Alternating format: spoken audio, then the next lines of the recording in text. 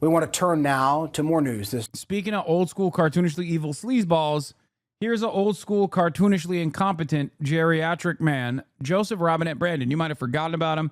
You might have thought he was dead. He is very much alive, it seems. He is back.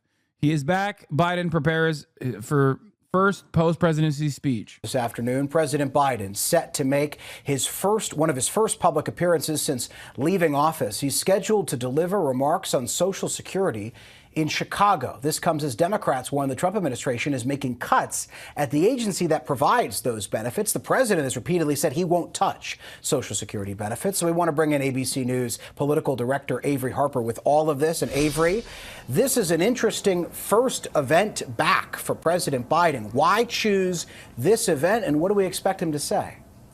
Right. Well, this is going to be at a conference that is for an advocacy group that is about strengthening and protecting Social Security. We know that for Democrats, that has been a strong part of their messaging, the concerns that they've. I really hope he says he's running. He's going to run again because his job in Israel is not done. This Trump guy, he didn't do enough Israel, and he didn't do NATO.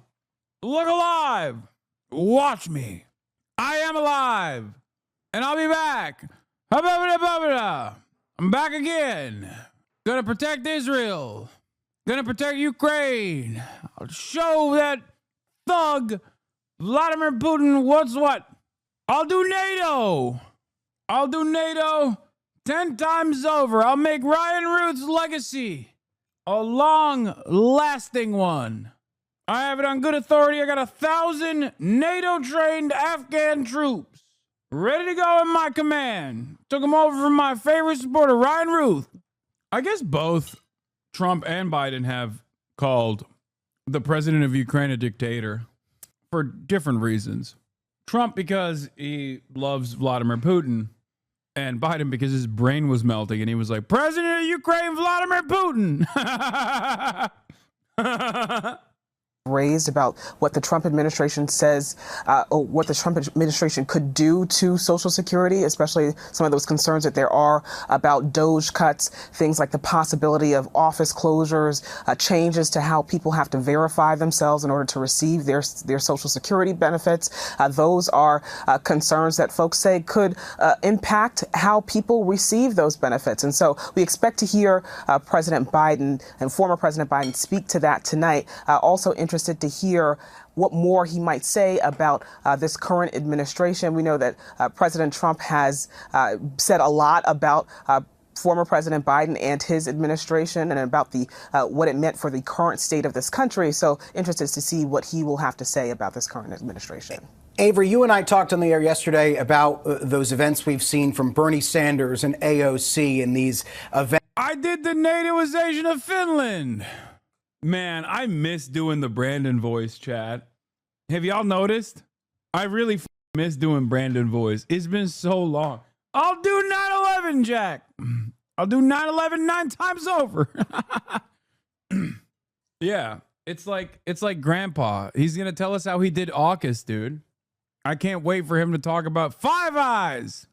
Watch me. Events to combat what they say are, quote unquote, fighting oligarchy. They are much younger. They are fiery kinds of events. You see some images there. Does that stand in contrast to what we expect to see from Biden today? Hopefully his defense of Social Security is as passionate as his defense of the state of Israel. Nothing will be as passionate as his defense of Israel. I'm telling, dude, Trump likes Israel because Sheldon and Miriam Adelson give him money. It's that simple. Okay? If there was an equivalent to Sheldon and Miriam Adelson that had that level of motion, that level of power, and was like, you are going to dismantle the Zionist entity piece by piece, sure, he wouldn't be able to go up against all of the institutional power that Israel has and the State Department interest, but he certainly wouldn't be this aggressively in favor of Israel. Okay? Biden is a die-in-the-wool, straightforward ultra-Zionist, which is extra crazy because he's Catholic, which means he, out of all the Christians, is the least likely to be Zionist. It makes no sense. I will never understand the amount of support that Biden has in his heart for Israel. Not true? Dude, come on. In comparison, Catholics, an Irish Catholic in comparison to the average American evangelical, the average American evangelical outflanks Jews in Israel about what Israel should be doing. Mike Huckabee is more radical in support of Israel than the average median Israeli Jewish voter in Israel. This isn't to say that the average median Jewish voter in Israel is not Hitlerian in their policies. It's just that's how insane Mike Huckabee is. In comparison to other Christian sects, like Catholics are not supposed to be this diehard for Israel at all. The Pope literally called it a genocide. What are we talking about? He's Irish Catholic too, on top of everything else. It makes no goddamn sense. His faith and loyalty in Israel is insane, okay? It's real. Today, and what does it say to you about the different elements in the Democratic Party right now? Well, listen, I mean, Bernie Sanders is just about the same age as President Biden, but we do see him and Congresswoman Alexandria Ocasio-Cortez bringing out progressives across the country as they make that their stops. I like that they're basically saying, like, yeah, he's just stealing Bernie's shtick. On that tour. The last stop was in Idaho, and where they brought out thousands of people to come and listen to their speech there. And it's important to note that that is a state where Trump won by more than 30 points. And so there are people who are coming out to hear these messages. I think the big question is if this could be a sustained movement. You know, a one-day event is very different than, you know, keeping people encouraged and encouraging them to come out to vote next year in midterms and beyond. So we'll have to wait and see what happens there. Avery Harper, my friend, thank you as always. Folks, you know, it's no surprise that he did a hell of a job when I asked him to be commissioner of the Social Security. And the reason I did that is not an ordinary transition for a governor. Bro, he looks so down. I mean this from the bottom of my heart. I knew he needed someone with some guts, some toughness, who'd fight for every single penny that it needed, that would try to restore the integrity of the system. And to everyone here today, I want to thank you, all of you, very much for this award. It means a great deal to me coming from you. And I mean that sincerely. It means a great deal. You're in the front lines every single day. You're helping, you're advocating for your fellow Americans, Americans with disability. It's a big deal. We talk about what happened in the physical side of it if we didn't have Social Security.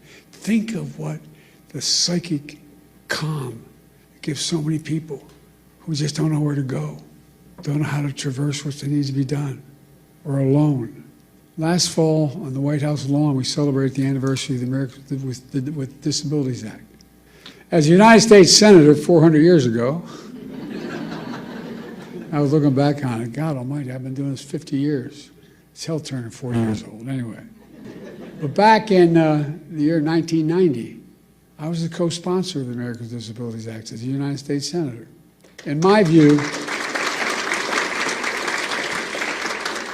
and I suspect many of you, it was one of the most consequential civil rights laws in American history.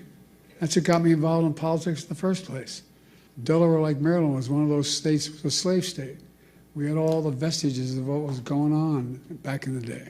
We were one of those states that still, I remember moving from Scranton, Pennsylvania down to Wilmington, Delaware, and Cole died. My dad moved back to where we could get a job. I remember I pulled into, my mom would drive us on the Filton in Philadelphia, and we lived in an apartment complex, and she'd drive us it was only about a half a mile to Holy Rosary School in Claremont, but it was so dangerous she wouldn't let us walk up because of access road. And I remember pulling into the parking lot. Dude, this is crazy. I'd never seen hardly any black people in Scranton at the time when I was only going in fourth grade. And I remember seeing the kids going by at the time called colored kids on a bus going by. They never turned right to go to Claremont High School. I wondered why. I asked my mom, why? So in Delaware, they're not allowed to go to school, in public school, with white kids, honey. That sparked my sense of outrage as a kid, just like it does, I mean, and these young kids right here can tell you things affect them when they learn about something that's really just unfair and unjust. You know, my dad was an honorable man. And my dad used to have an expression. He said, Joey, your job's about a lot more. How than a is he paycheck. not dead yet? I It's don't about your understand. dignity. I really thought he about would have been dead respect. by now. It's about being able to look your kid in the eye and say, honey, it's going to be okay, and mean it. Well, that's what you're all about.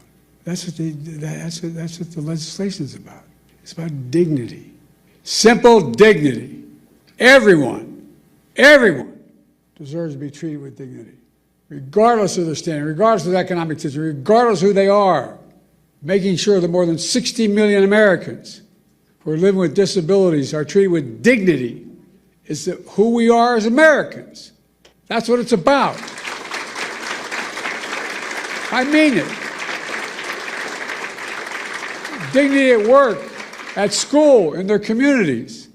In every corner of American life, laws like the ADA need advocates like you. You're the ones that keep it going, God love you. You fight like hell every single day to make sure the law is respected and your clients' rights are protected. So from the bottom of my heart, I mean this. I give you my word as a Biden. From the bottom of my heart, I say thank you. Thank you for what you're doing.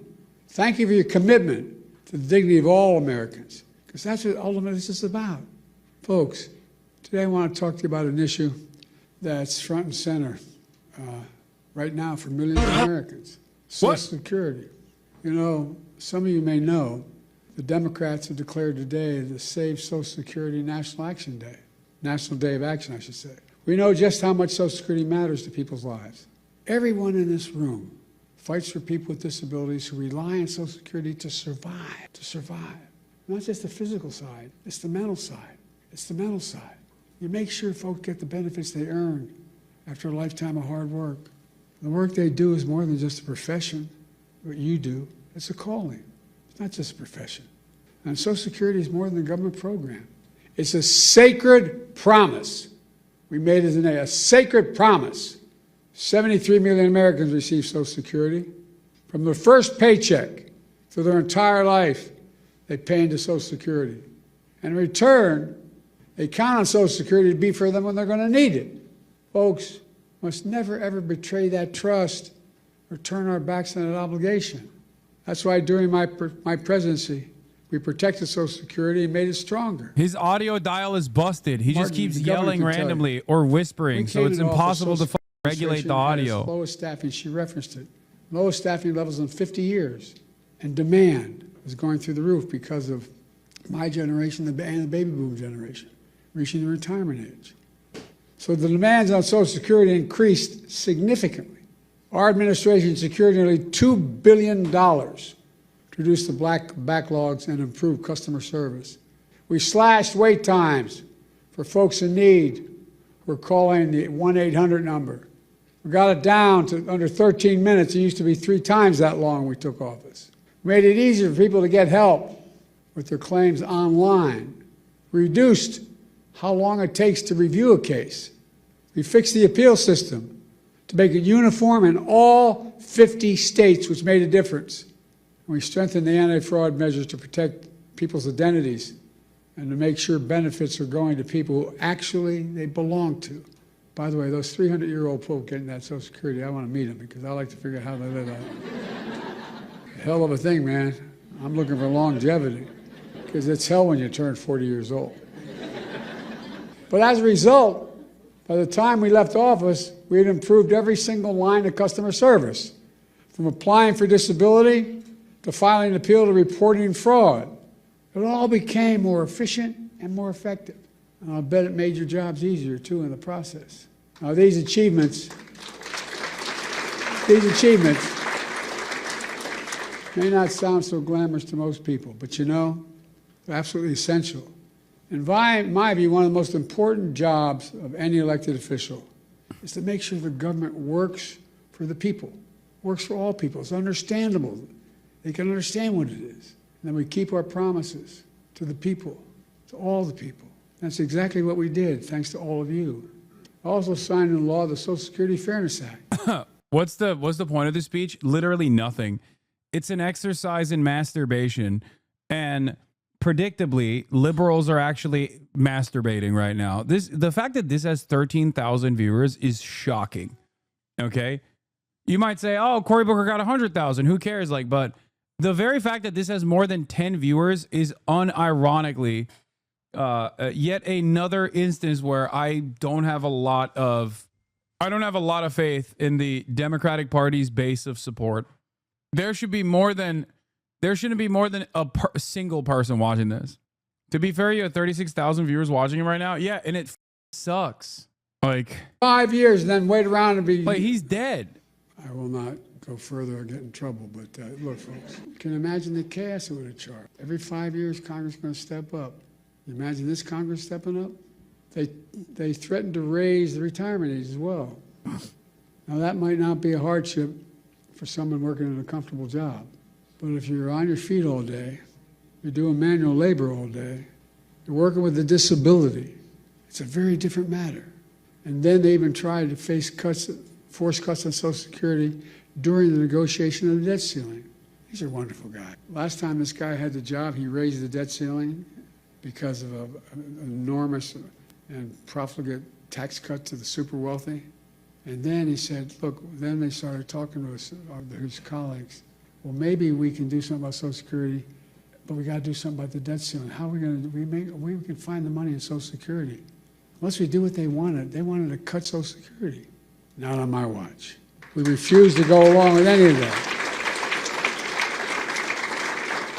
Look, Americans have always been able to count on these benefits. And let me pause a second here and say this.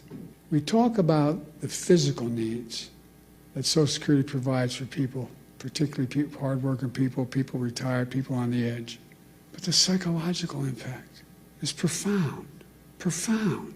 You're a man or a woman, you're 70s, 80 years old, you're not in good shape, you have a disability, and you hear the check may not come. How do you sleep at night? How do you sleep at night? We lived up in Wilmington in a 3-bedroom split-level home in a new development, 40 homes, with 4 kids and a grandpa living with. And I remember our headboard was near my dad's, mom's room, and you could tell when Dad was restless. I remember asking one night my mom, what's the matter with Dad? The next morning, she just found out that we're not going to provide insurance anymore where he works. Well, imagine if you're somebody who's been struggling your whole life. You're literally counting on Social Security to buy your food, just to get by. And you hear the threats, what may happen. Many of these beneficiaries, that's their only income. If they were cut or taken away, it'd be devastating for millions of people. And the psychological pressure we put people by having this debate is absolutely devastating. Okay, I got to spice this up a little bit. That's why we work so damn hard to make Social Security Administration stronger than it's been in years. And that's why I asked the governor to take over, by the way. But look what's happened now. Where the fuck are my bookmarks? Oh, here. Fewer than 100 days. Chad, I got to spice this up. This new administration has made You'll never believe what happens in 019. So much destruction. Look at It's this. kind of breathtaking it could happen that soon. They've taken a hatchet to the Social Watch Security what happens at 19 on the 19th second. pushing It's coming. 7,000 employees. 7,000 out the door in that time, including the most seasoned career officials. Now they're getting ready to push thousands more out the door. Already we can see the effects. For example, thousands of people use the Social Security website every single day to check on their benefits and submit their claims. What Now, the fuck? the technology division of Social Security Administration has been cut in half. And so the website's crashing. People can't sign on to their accounts. What do you think it does to that woman's It's one of the alone? stupidest things I've ever 74 seen, years dude. checking, just not able to even find out whether she can't even find out what that disability claim is she has. She can't file a new disability claim. Oh, It's not Jesus if you've been told Christ. incorrectly the benefits have ended. Folks, imagine This the panic is so that causes. disrespectful to If Brandon. you're a retiree living alone, with only Social Security to depend upon. It didn't work on my friend's Pitbull. Just now a heads people are up. Overwhelming the phone lines. They're showing up at the local Social Security office, tearful and frantic, and told, "Do you have an appointment?" What the? Why does he keep Not yelling told. randomly, dude? Give you a personal example. Oh, I'm sorry. I had to lighten the Cap mood it a all little off. bit. Serious people are now generally concerned for the first time in history. They did that to Commander? No, they didn't. Yeah, this is Social Security benefits. people are saying this is Commander. Folks, let's put this in perspective. In the 90 years since Franklin Roosevelt created the Social Security system, people have always gotten their Social Security checks. They've gotten them during wartime. Oh, Jesus Christ. During recessions, during a pandemic. You needed it. You needed that pick-me-up after Biden put us to sleep. Jesus for Christ. For the first time ever, that might change. It would be a calamity for millions of families, millions of people. But the current Secretary of Commerce doesn't seem to get it. Or based on his comments, he doesn't seem to even care. Many of you saw what he said the other day. And by the way, he's a billionaire. God love him as my. Yeah, he says ACP behind him. He's a American Communist Party. He's a MAGA communist now. Billionaires, he's paying.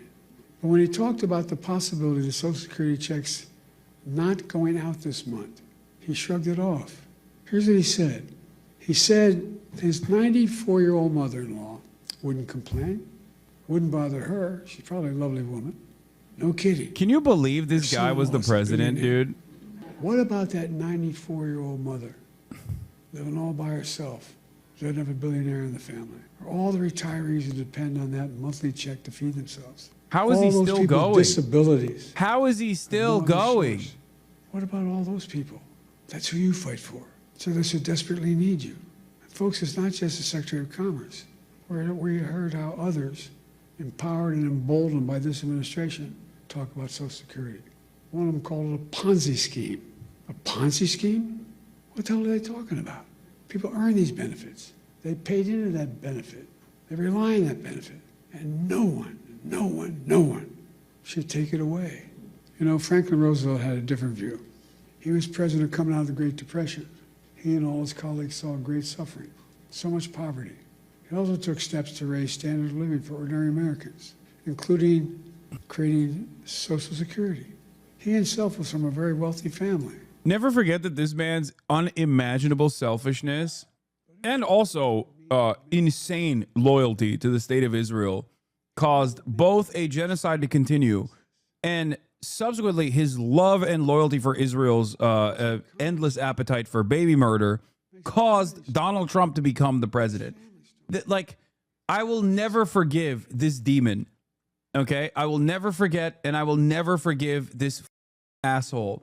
This piece of shit is directly responsible for Donald Trump and the mandate that he seemingly got, okay, to erode the due process, to shred the First Amendment, to engage in deportations for people who have hurt the feelings of Israel.